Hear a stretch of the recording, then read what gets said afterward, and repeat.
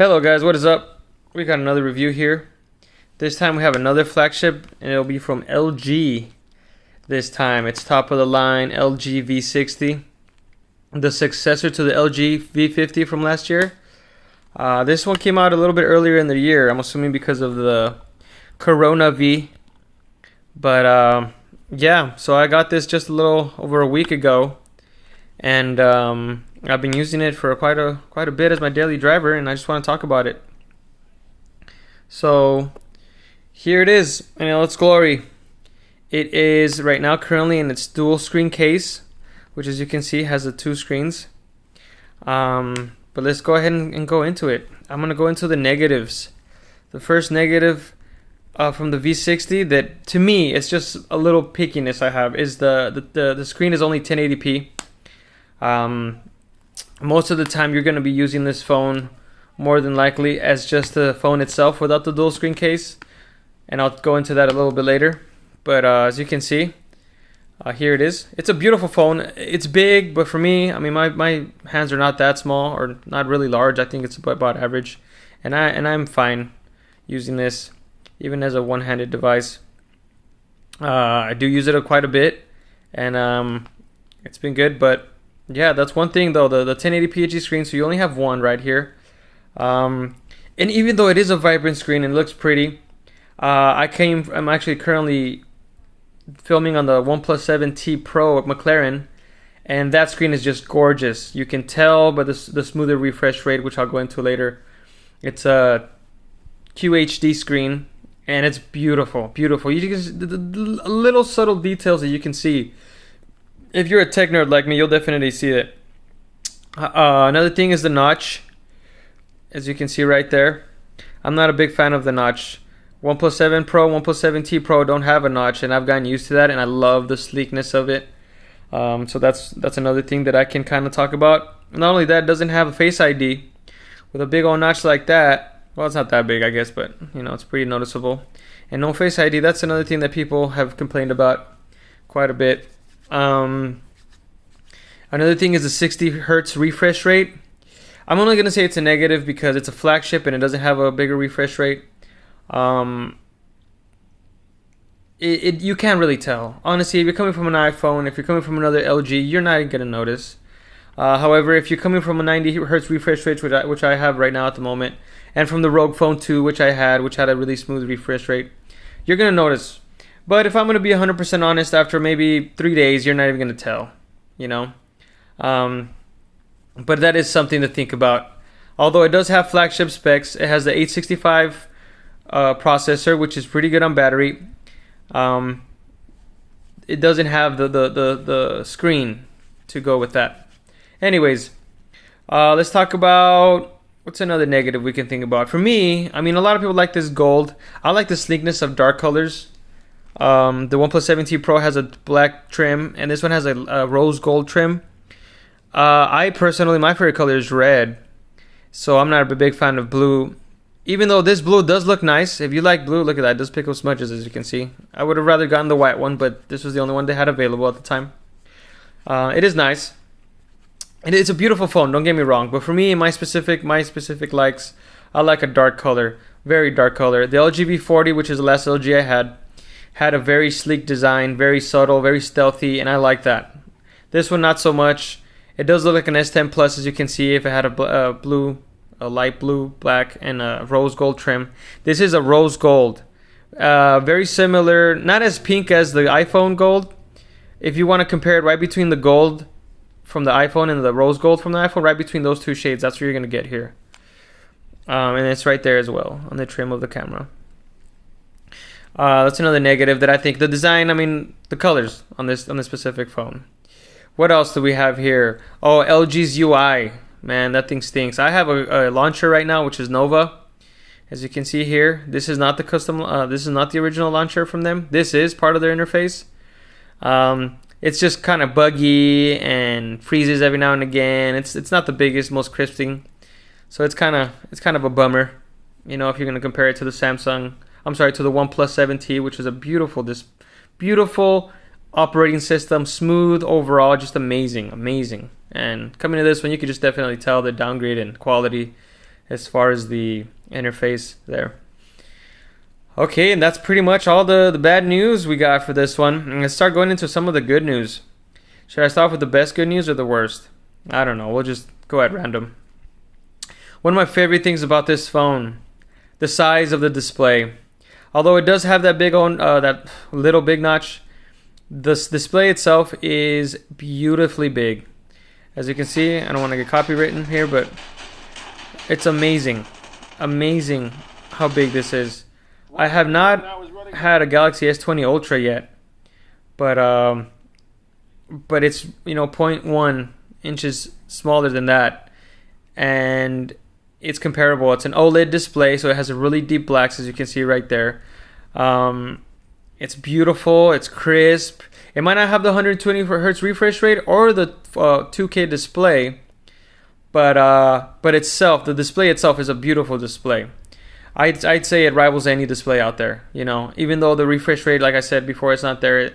If you like AMOLED screens, you're not going to be disappointed here. It's good. Another good thing about this thing is the snappiness and how fast it is. This thing is super fast. And I mean, the UI itself is a little every now and again, but very rarely. But opening apps, you know, we got Disney Plus here on the Wi-Fi, and it comes up right away, as you can see. And that was the first time I opened it in a while. I think probably the first time ever. And that was pretty quick after signing in. It's fast. It's good. There's no lag. That's a good thing. So it's fast. You're not going to have any problems with speed on this one. What else? What else do I like? I like my favorite thing about this phone, and the reason why I have it, and the reason why I've been using it, and the reason why I'm probably going to end up keeping this over the OnePlus 7T McLaren Edition is the battery life. The battery life is incredible. I mean, I have it at 81% right now. I used to have a Red Magic 3, which had the same size battery, 5,000 milliamp hours, with the same 128 gigs of storage and 8 gigs of RAM. And they are neck and neck. The only difference was that one had a 90 hertz refresh rate, and this one has a 1080p 60 hertz refresh rate. And it is just awesome as heck. Now, granted, I have been using this with the dual screen attachment for about half of the time, so this does drain your battery faster. But if you're just only using this as a phone, you're not going to be disappointed with the battery. I mean, I would say it's probably better than the S20 Ultra. Although they have the same size battery, this does not have the same size screen, granted by 0.1 inches, and it doesn't have the 120 hertz refresh rate, and it also doesn't have the higher resolution. So given all those things, you're going to save battery on this. So if you're not a huge Samsung fan, or maybe you like Samsung but you're trying to save some money, you might want to try this out, which brings me into my next point. The price. The price. It is $800 without the dual screen case on T-Mobile's network. It is $899 plus tax with the dual screen attachment. Honestly, I think that is the best value for any phone out right now. I think the OnePlus 7T McLaren Edition is another huge one because it has the same price point for the $900. But the dual screen, granted, I think it's awesome. I think it's good. I think it can be a good quirk to have. I've used it to watch videos and play pool at the same time. I've used it to send messages and watch a movie at the same time, to browse the internet and watch a movie. It is cool. You can swap the screens. Whatever you want to see here, you can see it here, and whatever you see here, you have it here. They're the exact same display. I'm assuming they save money because they manufactured the exact same display. As you can see, this one has a notch as the same as this one. So they just manufactured the same, a bunch, and then they just stuck the display on a slab of glass here and put it on this little mechanism. Now, there are some things that I wish this thing had. I wish, I can't remember where it was, but you could fold this over on some other phone and it would be right there against the other screen and it would flow a lot better. You can use this as a dual screen, or I should say wide view. It's called wide view, with both displays. And I'll put this on. I love chill. We turn on the other display here, and then we enable wide view right there. Now, granted, it's only the Google apps that can support this. It is not ideal As you can see, there's a big line in the middle here, and I wish, like I said, you could fold it into itself so it would cut off that thing. But I mean, it's cool-ish, you know, for the price.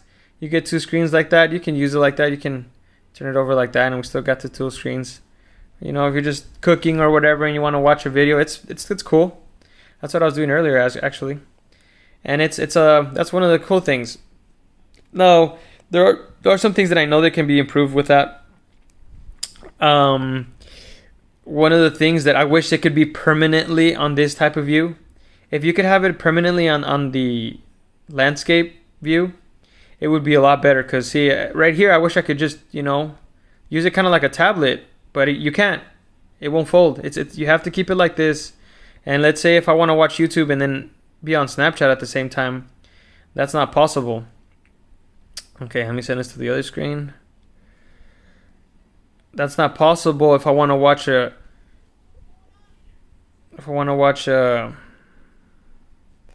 video and be on landscape mode here. So you can't. You gotta be like this. And I don't know, that's one of the things that, or even just use the phone itself. You know, like if I want to watch a YouTube video and try and pick a different app, I have to see it sideways. And that's something that I wish they could implement. Maybe it could be fixed with a software upgrade. I don't know. That's one of the things that, although I like it, it's something that could definitely be improved upon. So that's that. So so again, I didn't really even go into a positive. Obviously, it comes with a dual screen.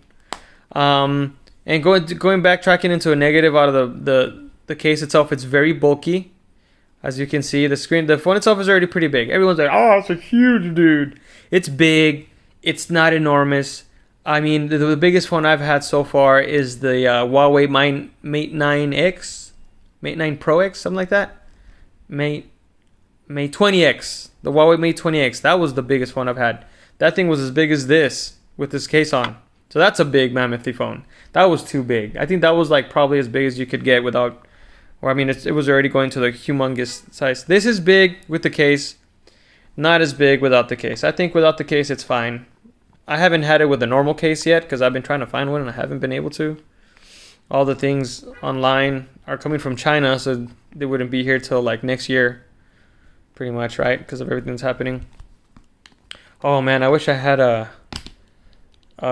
my phone or a different phone to scale so you guys can see the difference in size.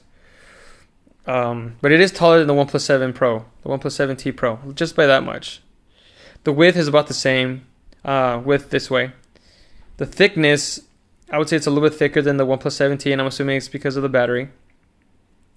So there you have it, guys. If you have any questions, I like this phone. I've had every single V series phones, from the V10 to the 20, 30, 40. Not the 50 though. I only found that on Sprint, and I didn't have Sprint, so I've only had Simple Mobile. And then now the V60. I bought the V40 brand new as well. V30 did not, but this has the best battery, and I'm very happy with this phone. Honestly, I like it a lot. It gets the job done and has a great battery life. I think the most underrated thing is the battery life. If the battery life is good, no matter what other problems the phone might have, I think you can survive it because like you just don't have to reach for the charger as often, you know. So there you have it, guys.